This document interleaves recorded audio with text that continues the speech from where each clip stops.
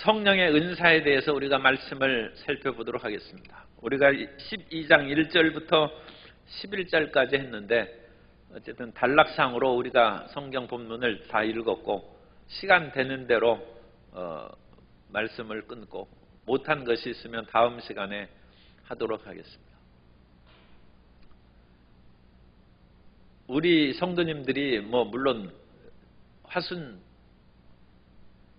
화순이 참 쉽니까 없니까 그것을 또 내가 왜 화순만 해가지고 잘 모르겠어요. 화순 시민이나 장성 시민도 있겠습니다만 대부분은 광주 시민이죠. 우리는 광주 시민이고.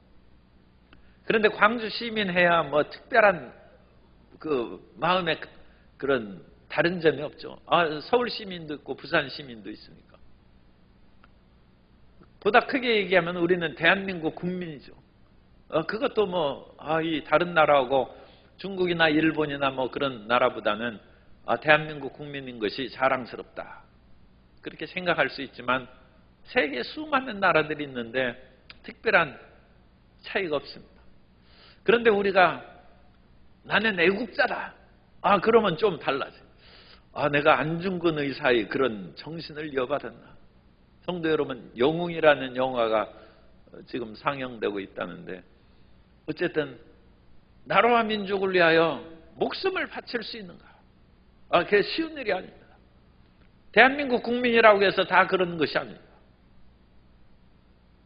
애국자는 대한민국 국민 중에 특별한 사람이죠.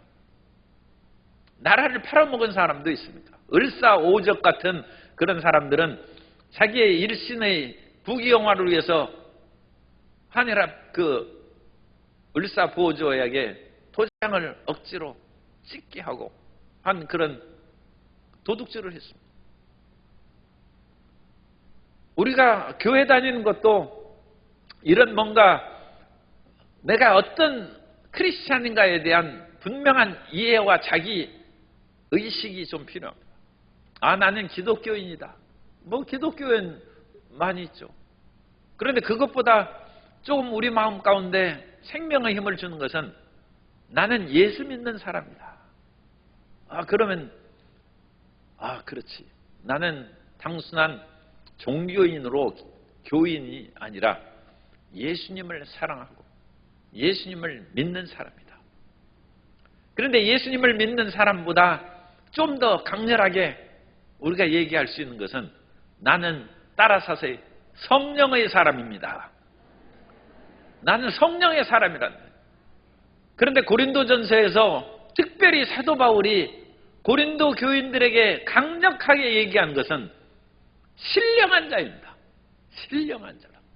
그래서 우리가 전에도 신령한 자에 대해서 고린도전서 3장 1절에 보면 형제들아 내가 신령한 자들을 대함과 같이 너희에게 말할 수 없어서 육신에 속한 자 곧 그리스도 안에서 어린아이들을 대함과 같이 하노라.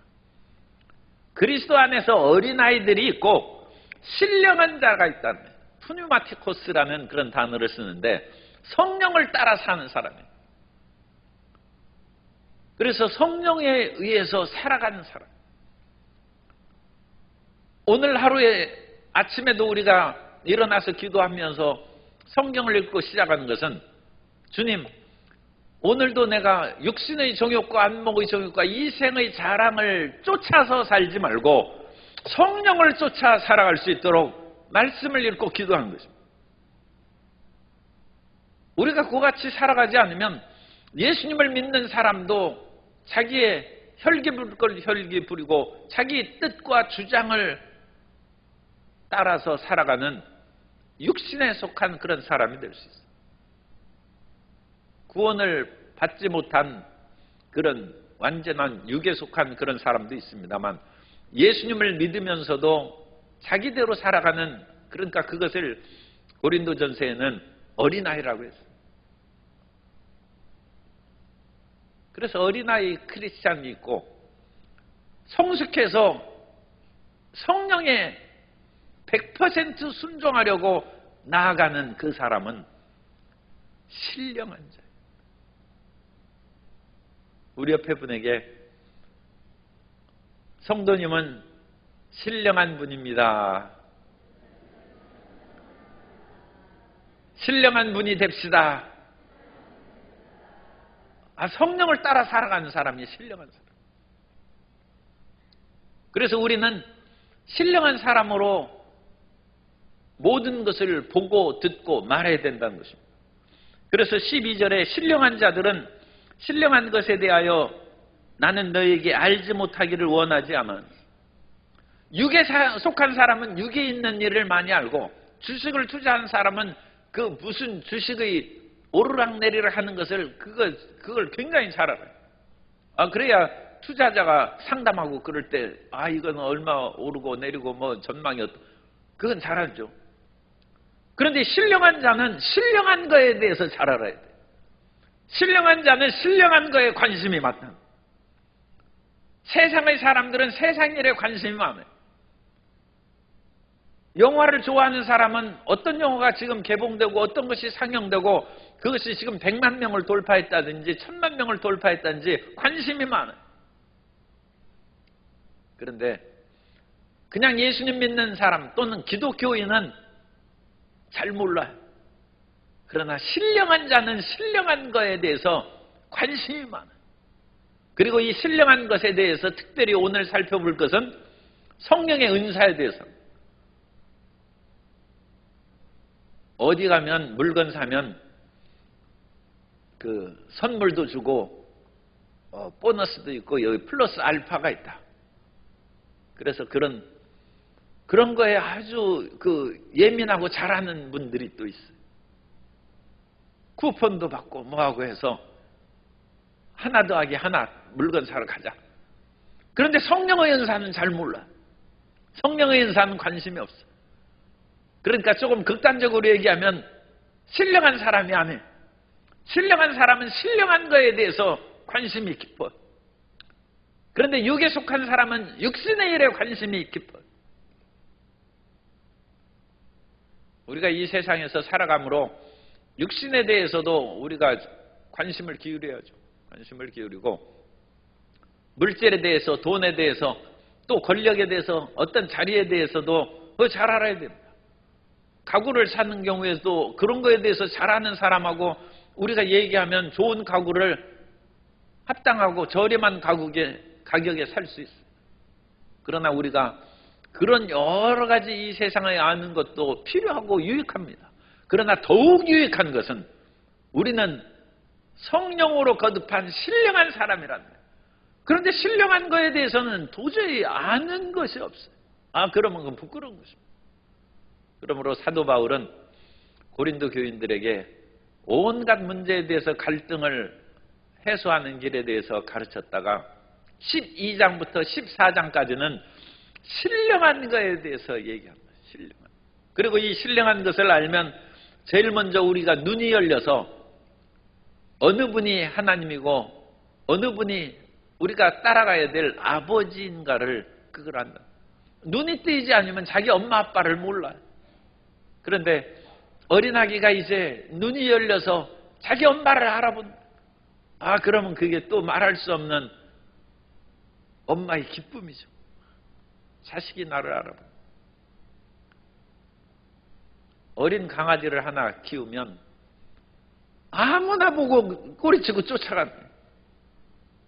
자기 그 주인을 모르고 요즘은 다 이제 엄마 아빠라고 자기 엄마를 몰라. 그럼 이 강아지가 이게 지금 아직 눈이 안 뜨이는 거예요. 이러면 돼요. 눈이 열려야죠. 이사야 1장에 보면 1장 3절에 2절부터 읽겠습니다. 하늘이여 들으라, 땅이여 귀를 기울이라. 야훼께서 말씀하시기를 내가 자식을 양육하였거늘 그들이 나를 거역하였도다. 소는 그 임자를 알고 나귀는 그 주인의 구유를 알건만은 이스라엘은 알지 못하고 나의 백성은 깨닫지 못한도다 하셨도다. 이사야 시대에 이스라엘 백성들이 하나님을 모르고 아버지를 모른다. 그래서 소나 나귀도 그 임자를 알고 주인의 구유를 알아서 거기에 가서 음식을 먹고 그러는데 이건 아무데나 가고 그야말로 자기 마음대로 생활하니까 아버지요 주인은 하나님이 기가 막히는 거예요. 우리가 신령한 사람이 되는 그 길은 하나님을 보는 눈이 열리는 것이고 하늘의 세계가 눈에 보이는 것이고 하늘의 세계가 보여야 땅의 것을 추구하지 않습니다. 땅의 것을 보는 눈은 밝은데 하늘에 대해서는 도통 알지 못하면 그것은 신령한 자가 아니죠. 그래서 2절에 보면 고린도 전서 12장 2절입니다. 너희도 알거니와 너희가 이방인으로 있을 때에는 그때는 신령하지 못한 사람이고 우상 섬기는 사람이고 눈이 열리지 않는 사람이죠. 그러니까 아버지를 몰라. 하나님이 이방인들도 다 이 세상에서 태어나게 했는데 그 이방인이 하나님을 알지 못하니까 말 못하는 우상에게로 끄는 그대로 끌려갔어요. 그런 식으로 우상을 섬기고 죄악 가운데 묻혀 사는 그런 인생이 되었는데 이제는 예수님을 믿고 보혈로 씻음을 받음으로 예수님을 저주라 할 자 하지 아니오 예수님을 주라 시인하는 갓난아기로 태어난 것이고 하나님의 자녀로 거듭나게 되었다는 것입니다. 그래서 우리는 육신으로는 태어났을 때 육신의 부모님의 그런 그 유전인자를 물려받죠. 그래서 부모님이 여러 가지 은사가 있어요. 그림을 잘 그려요. 그럼 자녀들이 그림 잘 그릴 확률이 높은 것이죠. 세상에 부모님이 어떤 질병이 있으면 그것이 유전으로 내려와서 자식이 걱정하는 그 얘기가 있다는 거예요. 아버지, 할아버지가 어떤 병이 걸리셨는데 요즘 젊은 사람들은 그런 것도 관심이 있어요. 우리 어렸을 때는 그런 거에 대해서 생각도 안 했는데 어쨌든 그런데 그것만 볼 것이 아니라 뭔가 결함의 그것도 물려받지만 놀라운 그런 특질을 물려받는 그림 그리는 재주를 물려받는 지혜로운 부모님에게서 태어난 사람은 자식이 지혜로울 확률이 높죠. 그러면 공부도 잘하고 세상을 보는 눈이 열려. 일찍부터 그런 것에 눈이 열리면 이 세상에서 살아야 쉽죠. 그래서 예수님을 믿고 우리가 성령으로 말미암아 거듭나면 육신의 부모에게서 태어났을 때도 그런 특질을 물려받듯이 성령의 특질을 물려받아요. 우리는 예수 그리스도 안에서 새로운 피조물이 되었습니다. 따라서 하세요. 나는 예수님 안에서 새로운 피조물입니다. 그러면 부모님께로부터 물려받은 것이 있어야죠. 그죠? 그런데 육신의 부모님은 장단점이 있잖아요. 좋은 특질도 있지만 뭔가 질병이나 그 성격적인 단점도 있을 수 있어요. 그러나 하나님은 지극히 선하시고 고귀하시고 하나님께서는 모든 좋은 것으로 충만하신 분이기 때문에 그 하나님으로 말미암아 우리가 자녀로 태어났으면 위대한 속성을 우리가 물려받게 된 줄로 믿습니다. 그러니까 부모님께로부터 물려받은 것이 없어도 이제 예수님 믿으면 그냥 일반 얘기로 팔자가 바뀌는 거예요. 우리 인생이 바뀌는 거예요. 인생의 사주팔자가 완전히 뒤집어져요. 그러므로 옛날에 그런 것으로 살아가지 말고 또 세됐다고 사주팔자 토정비결 본 분 있어요. 그거 부끄럽게 생각해야 돼요. 그거 자기 옛날 육신 그거 봐서 뭐 하겠어요. 그 육신을 아무리 들여다보고 잘난 척해도 그야말로 흙으로 돌아가는 허무한 인생. 성령으로 말미암아 거듭낸 새로운 세계로 들어가야 될 줄로 믿습니다. 그러므로 우리가 신령한 자에 관심을 갖고 신령한 자로서 어떤 특질을 내가 물려받았는지 이게 올 2023년에는 그거에 관심을 둬요. 그 주님 하나님께서 어떤 그런 특징으로 일종의 우리에게 유산을 주신 것이죠. 그것이 무엇인가 관심을 가져야 되는데 그러면서 4절에 은사는 여러 가지나 성령은 같고 그래서 하나님께서 은사를 주시되 여러 가지 그런 은사가 굉장히 많다는 그래서 하나님의 은사는 무궁무진하기 때문에 인간은 자기가 가진 것을 남에게 주면 더 이상 없죠. 그러나 하나님은 모든 인간들에게 80억의 사람들에게 은사를 나눠주고 그럼에도 더 풍성한 은사가 남아있는 줄 믿습니다. 그러니까 이 위대하신 하나님 앞에 선물 받을 것이 다 떨어져서 내가 못 받는다, 그 걱정하실 거 하나도 없어요. 그리고 하나님께서는 우리에게 교회에서 여러 직분자들을 세워주셔서 주의 종들을 세우고 또 각 지구에게 그런 조장과 구역장과 또 교구회장이나 여러 가지 다양한 직분으로 교회에서 봉사하고 남녀 선교회와 각종 기관과 부서에서 봉사할 수 있는 직분을 주셨습니다. 그래서 하나님께서 하나님의 교회에 은사를 주셔서 그런 직분을 감당할 수 있도록 5절 직분은 여러 가지나 주는 같으며, 예수님께서 우리에게 그런 직분을 주셔서 일하게 하시고 더 나아가서 일하는 사역은 여러 가지나 모든 것을 모든 사람 가운데서 이루시는 하나님은 같으니, 이 성삼위일체 하나님에 대해서 말씀합니다. 그래서 성삼위일체 하나님께서 우리에게 이와 같이 은사와 직분과 다양한 사역을 행할 수 있는 힘을 주신다. 그러므로 교회에서 일할 때 조금도 자기 자신이 능력이 부족함으로 못한다고 생각하지만, 못한다는 것은 그건 자기 인간 생각이고 인간 재주로 얘기하는 것이지, 하나님께서 능력을 주시고 하나님 안에서 새롭게 태어나고 하나님의 신령한 은사를 주시는데 두려울 것이 무엇입니까? 하나님을 의지하고 교회에서 봉사해야 될 줄로 믿습니다. 교회에서 봉사할 때 자기 인간적인 지혜와 능력으로 봉사하는 것은 어느 정도 약간의 유익은 있을지 몰라요. 육체의 경건은 약간의 유익이 있어요. 그러나 그것은 진정한 참된 경건하고 비하면 그건 무익한 것입니다. 그럼 우리는 성령께서 우리에게 주시는 그런 지혜와 능력과 은사로 교회 봉사를 하고 이 세상 살아갈 때도 성령의 은사로 살아가면 하나님이 성령님께서 우리에게 함께 하심으로 우리가 반드시 이 세상의 그 어떤 사람이나 흑암의 세력보다 힘있고 강하게 승리하며 살아가게 될 줄로 믿습니다. 따라서 나에게는 성령의 은사가 있습니다. 그 은사로 승리할 수 있습니다. 하나님과 대적해서 이길 자가 이 세상에 어디 있습니까? 그러니까 자기 실력으로 이길 생각을 하지 말고 성령의 은사를 드러나게 함으로써 승리하는 새해가 되시기를 주님 이름으로 축원합니다. 그리고 그 은사는 7절에 보면 각 사람에게, 모든 사람에게 주셨다는 거예요. 따라서 은사는 모든 사람에게 주어집니다. 나에게도 주어집니다. 나에게도 주어진 것입니다. 성령으로 거듭나면,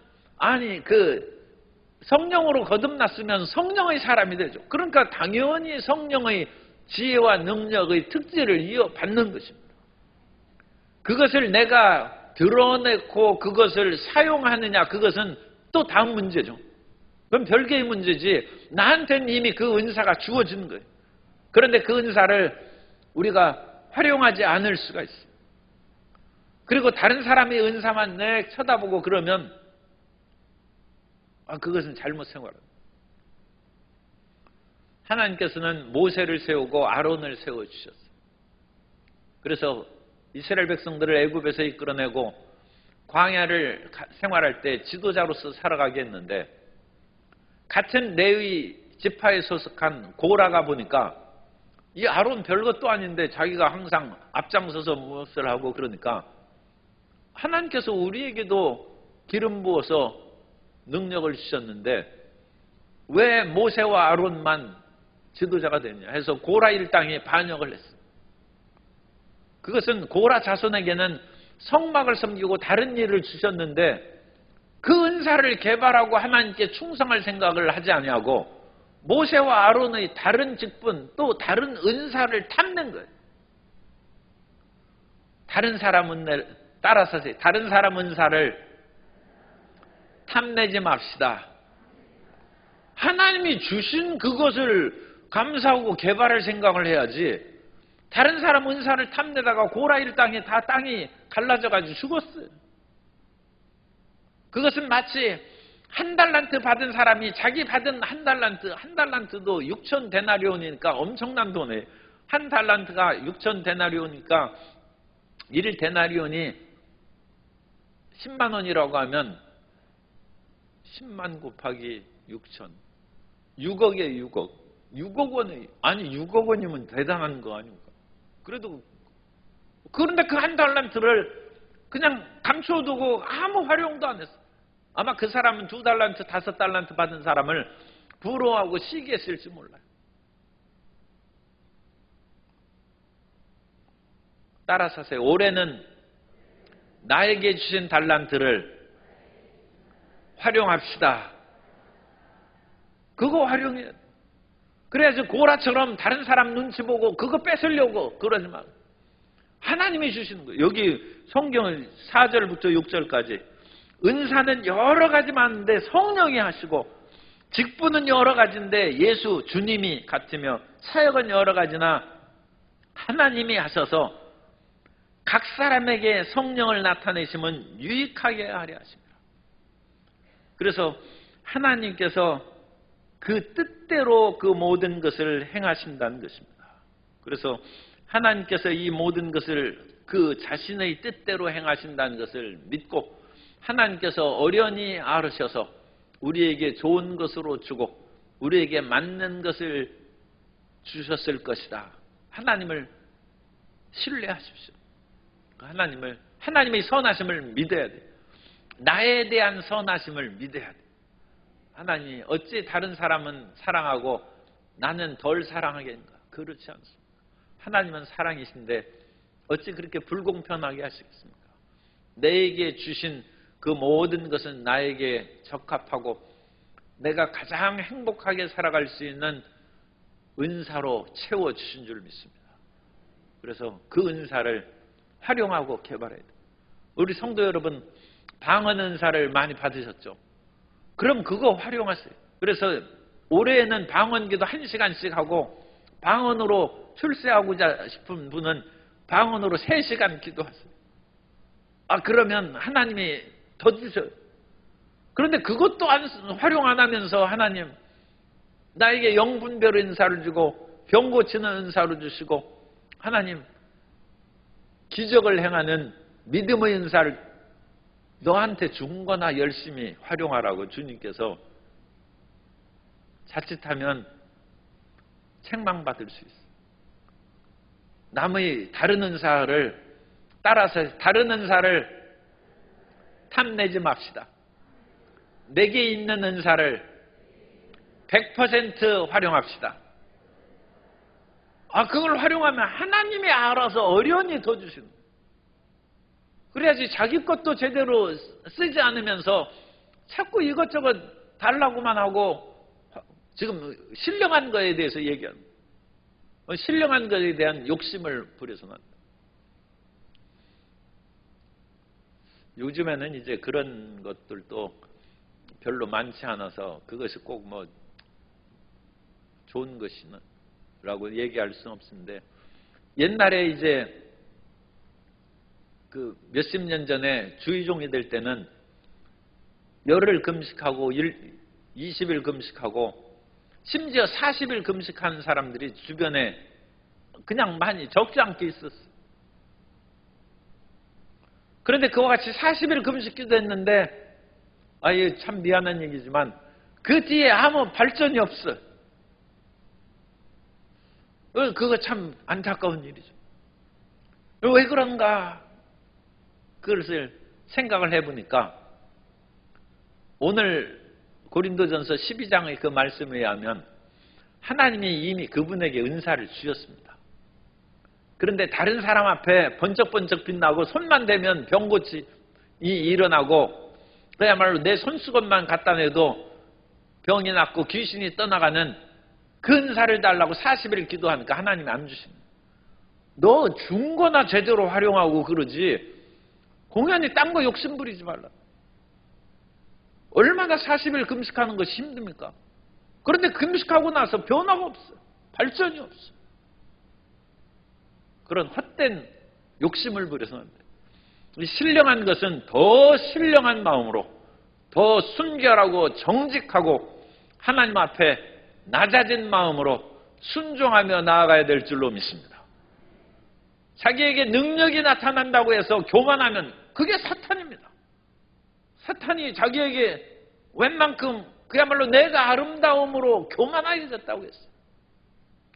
그게 사탄입니다. 우리가 신령한 세계로 나아가야 되는데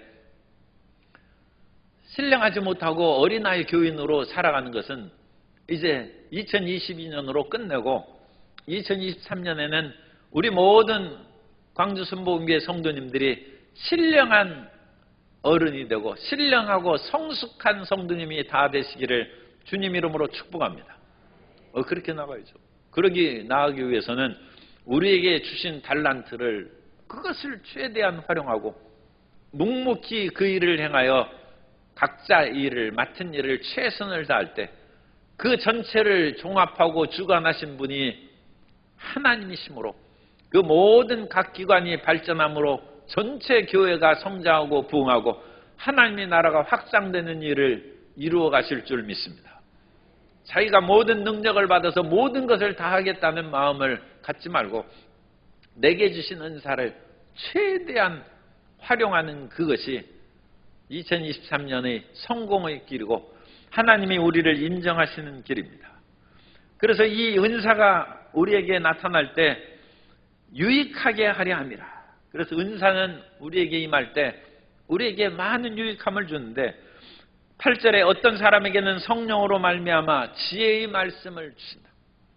그래서 여기에서 9가지 은사가 나옵니다. 그래서 9가지는 지혜의 말씀, 지식의 따라서서의 지혜의 말씀, 지식의 말씀, 이 뒤에 은사를 이제 우리가 붙이면 돼요. 지혜의 말씀의 은사, 지식의 말씀의 은사. 그런데 그 다음에 믿음, 따라서서의 믿음, 병 고치는 은사, 능력 행함, 예언함, 영들 분별함, 각종 방언 말함, 방언들 통역함.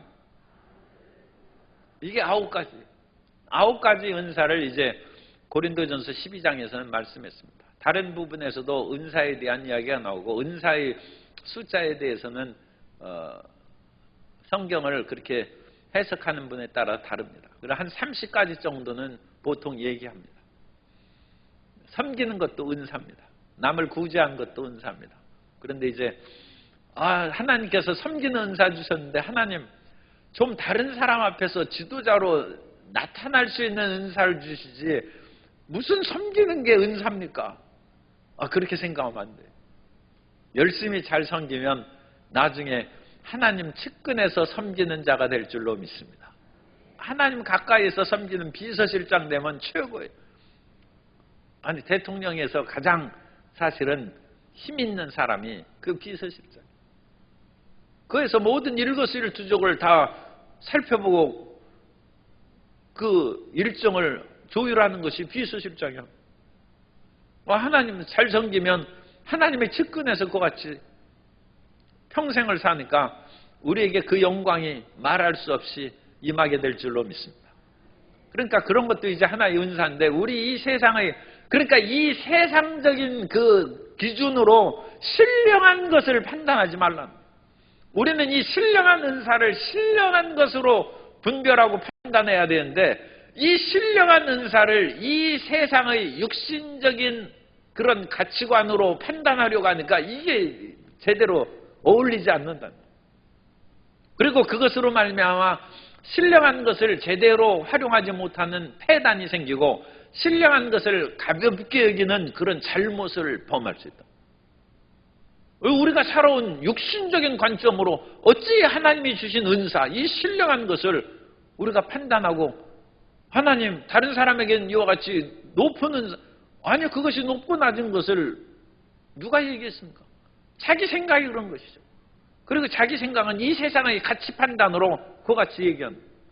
그러면 절대 그런 것을 하지 말고 우리는 신령한 사람이기 때문에 신령한 그런 기준에 의해서 모든 것을 이해하고 나아가면 모든 은사가 동일한 것이고 모든 은사가 하나님께서 주신 것이고 그 하나님께서 주신 그 어떤 은사라 할지라도 우리가 감사하고 기뻐하면서 100% 활용하며 살아가야 될 줄로 믿습니다. 그래서 우리에게 지혜의 말씀의 은사가 있어요. 그래서 이 지혜의 말씀이라고 하는 것은 하나님은 모든 완전한 지혜죠. 그래서 전지전능하신 하나님이라고 그러지 않습니까? 그러니까 하나님께 대해서는 지혜의 원천으로 말씀하고 우리는 그 지혜 중에 일부의 말씀을 받는 것입니다. 그래서 그것을 지혜의 말씀 은사고 지식도 모든 것을 어찌 다 우리가 합니까? 우리는 그 지식의 가운데 일부의 말씀을 받아서 하나님의 은사로 활용하는 거니까 지식의 말씀의 은사예요. 거기에서 붙여야 돼요. 지혜의 말씀, 지식의 말씀 은사가 있는데 지혜의 말씀이라는 것은 이 세상의 모든 것을 꿰뚫어 볼 수 있는 그런 눈이 생깁니다. 예수님은 하나님이시기 때문에 꼭 이렇게 말씀드리기는 좀 폐단이 있습니다만 어쨌든 간에 예수님을 함정에 빠뜨리려고 가이사에게 세금을 내는 것이 옳습니까? 하나님의 백성이 왜 이방 나라 우상을 섬기는 가이사 로마의 그런 황제에게 세금을 바칩니까? 그래서 가이사에게 세금을 바치는 것이 옳은지 그른지 하나님께로부터 온 예수님께서 대답해달라는 거예요.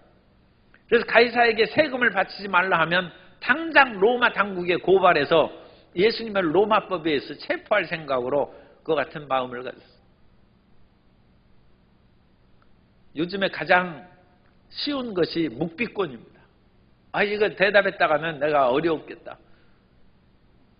그렇다고 해서 가이사에게 세금 바치라고 얘기하면 유대인들이 하늘로부터 신령한 분이 어찌 그렇게 세상 사람들에게 굴복돼가지고 로마 황제에게 세금 바치라고 장려하느냐. 그러면 하나님께로 오신 분이 아니다. 그런 식으로 자기들을 또 공격할 수 있죠. 그러니까 가이사에게 세금을 바치라고 함으로써 로마의 앞잡이 그런 인상을 주는 것도 안 되고 바치지 말라고 함으로써 로마에게 붙잡혀가는 일도 해서는 안 되고 그때 제일 좋은 것은 묵비권이에요. 말을 안 하는 거예요. 그런데 예수님께서는 말씀을 하셨어요. 그게 지혜의 말씀입니다. 예수님께서 너희가 가이사에게 세금 내는 그 문제를 했으니까 데나리온 동전을 하나 가져오라고요. 이 데나리온의 은전입니다. 그래서 그 데나리온을 가져오니까 이 데나리온에 누구의 글과 그림이 있어요. 가이사의 그 얼굴과 글이 써 있어요. 그럼 이것은 동전은 가이사 거 아니냐. 그러면 가이사의 것은 가이사에게 주고 하나님의 것은 하나님께 바치라는 거예요. 그러므로 말씀을 하셨는데도 흠을 잡을 수가 없어요. 이 지혜의 말씀입니다. 지혜의 말씀. 그래서 우리에게 이 세상을 살아갈 때 참으로 어려운 그런 일이 있습니다. 그럴 때 일단은 말을 금방 하면 안 돼. 그랬다가는 그것으로 흠이 잡혀요. 그러니까 말을 하지 않고 깊이 기도하면서 하나님께서 이 문제를 어떻게 대답하고 해결해 나아갈지 인도해 주옵소서. 그러면 이 지혜가 우리에게 지혜의 말씀이 임하는 거예요. 그 지혜의 말씀이 임하면 우리가 그 위기를 모면할 뿐만 아니라 그 질문을 물어온 사람들이 이제는 두려워하는 것이죠. 그리고 감히 정말로 저분은 하나님께로 오신 신령한 분이기 때문에 함부로 건드려서는 안 되겠구나 하는 그런 마음을 갖게 됩니다. 솔로몬에게 있어서도 그 창기의 두 아들이 태어났다가 하나가 죽었을 때 그 자식이 누구의 아들인지 DNA 검사하지 않으면 알 수 없는 것이죠. 이 갓난아기 그것을 어찌 알겠습니까? 그 문제를 해결하기 위해서 솔로몬이 지혜가 임한 것입니다. 솔로몬에게 엄마가 갓난아기에 대한 그 사랑의 마음이 얼마나 강렬하겠어요. 그러니까 그것을 알고 살아있는 아기를 딱 반절 쪼개가지고 각자 나눠주라는. 그래가지고 칼 들고 이제 그 군사가 오니까 진짜 엄마가 소죽음이 됐어요. 아니, 살아있는 아기를 어찌 죽입니까? 왕이시여, 내가 이 아기 안 가지면 나는 가짜 엄마입니다. 그렇게 얘기해. 아, 얘 살려주고 저 사람에게 그냥 주라는. 어찌 그 자식을 죽이겠습니까? 솔로몬이 보니까 그 사랑이 우러나오는 그 엄마가 진짜고, 옆에는 아주 공평한 그 정의를 주장하는 듯 하면서 똑같이 쪼개서 자기 자식은 죽었으니까 자기 친구 자식도 죽어야 그게 마땅하다고, 이 마음에 그런 원한이 있고 무엇인가 자기 마음의 불만을 얘기합니다. 그건 가짜죠. 자기가 키우지 못한다 할지라도 어찌 자식을 죽였습니까? 솔로몬이 그 지혜의 말씀의 은사가 임해서 진짜 엄마를 가려내서 저 사람이 진짜 엄마, DNA 검사할 필요도 없어요. 그럼으로써 우리에게 지혜의 말씀이 임하면 이 세상의 어떤 어려움 가운데서도 지혜롭고 슬기롭게 문제를 해결하고 승리하게 될 줄로 믿습니다. 그래야 우리가 신령한 자가 된다. 그것을 가지고 인간적인 온갖 술수와 방법과 모든 것을 동원해야 서로 물고 찢고 싸우는 것밖에 없어요. 참, 이 나라의 그런 지도자들에게 이런 지혜의 말씀을, 하나님을 경외해야죠. 은사가 임해서 도저히 불가능할 것 같은 그런 타협과 화해의 그런 길들이 이루어져서 서로 손에 손을 잡고 협치의 정치를 하고 또 서로 갈등하는 노사의 문제가 해결되고 삶의 여러 가지 어려운 문제가 지혜롭게 해결하는 하나님을 경외하고 슬기로운 대한민국의 그런 국민들이 돼야 될 줄로 믿습니다. 그래야지 그 하나님의 지혜가 없이는 땅의 것만 가지면 서로 끊임없이 싸우는 것밖에 없어요. 지식의 말씀도 마찬가지입니다. 지식의 말씀은 일종의 예언의 은사로 자기가 알지 못한 것을 아는 것입니다. 그러니까 예언의 은사 또는 영분별의 은사하고도 좀 비슷하다고 할 수 있어요. 그래서 이 지식의 말씀의 은사가 임하면 이 감추었던 그런 보물을 찾을 수가 있어요. 엘리사의 종 게하시가 나아만이 병에서 치료함을 받은 후에 엘리사가 하나도 선물을 받지 않고 돌려보냈어요. 아, 게하시가 물건을 보니까 욕심이 생겨가지고 이 정신이 나갔어요. 그래서 안녕히 계십시오 하고 나아만이 물러가서 엘리사가 방으로 들어가는 것을 보고 게하시가 빨리 쫓아갔어요. 그래서 갑자기 손님이 왔는데 우리 선지자께서 은 1달란트하고 옷 2벌을 달라 하십니다. 자기가 거짓말을 만들었습니다. 그러자 나아만이, 그러자도 마음에 자기는 병은 고침받고 선물은 하지 못해서 마음이 좀 무거웠는데 게하시 말을 들으니까 얼마나 기쁘든지 은 2달란트, 1달란트 그거 하지 마, 2달란트. 아, 싫다 했는데 억지로 2달란트 그 메워주고 옷도 2벌 주고 해서 게하시가 그걸 싹 감추고 태연하게 이제 다시 근무하고 있는데 엘리사가 불러. 너 어디 갔다 왔느냐? 가긴 어디 갑니까? 내가 그 나만 쫓아가가지고 은 받고 옷 2벌 받은 거 감춰놓은 거 내가 모를 줄 아느냐? 지금 어찌 그런 것을 받을 때냐? 그러므로 게하시가 병에 걸려서 그와 같이 그야말로 나중에 회개를 했겠죠.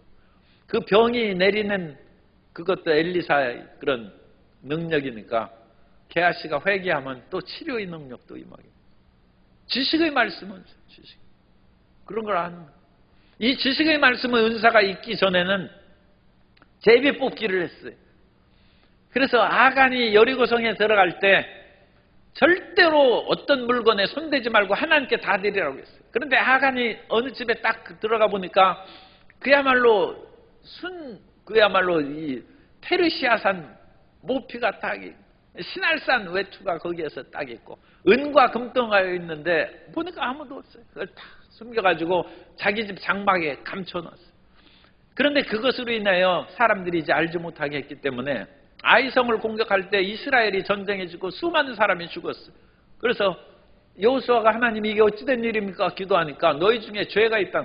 그래서 죄 지은 사람이 누군지 찾아내기 위해서 12지파를 하나씩 제비 뽑아가지고 하나 아니면 아니고 그런 식으로 해가지고 결국은 한 지파가 선택되고 한 지파에서 각 가족별로 또 제비 뽑기해서 아간이 딱 잡혔어요. 지식의 말씀의 은사가 여호수아에게 그 당시 작용을 안 한 것이죠. 여기 지식의 말씀의 은사가 있었으면 그걸 아간이 죄를 진 것을 알 텐데 그렇지 않기 때문에 그런 제비 뽑기 방식으로 인해서 아간을 찾아냈어요. 그래서 고대 세계에서는 이와 같이 제비 뽑기나 또 그 가룟 유다 대신에 그 12사도의 자리가 비었으니까 사도를 택할 때까지 제비 뽑기가 있었는데 그 다음에 사도행전 2장에 성령의 강림한 후에는 그것이 없어요. 제비 뽑기 없어요. 그것은 지식의 말씀의 은사, 성령의 은사가 임하기 때문에 성령의 은사가 임하면 우리가 이것을 해야 될지 저것을 해야 될지 선택할 수 있고 하나님의 길을 걸어가 나갈 수 있을 줄 믿습니다. 그래서 신령한 사람은 이 신령한 방법으로 활용을 해요. 따라서 하세요. 나는 신령한 사람입니다. 신령한 사람은 신령한 방법대로 살아야 합니다. 신령한 사람이 육신의 방법대로 살아가면 피곤해지고 낭패가 다가옵니다. 오늘은 이 지식의 말씀까지 두 번째 은사까지 우리가 살펴보고 다음 시간에 이후에 말씀을 하겠습니다. 우리는 신령한 사람이라는 것을 잊지 말고 신령한 것에 보다 더 깊은 관심을 갖고 신령한 은사로서 이 세상을 이겨나가는 주의 귀한 백성들 다 되시기를 주님 이름으로 축복합니다.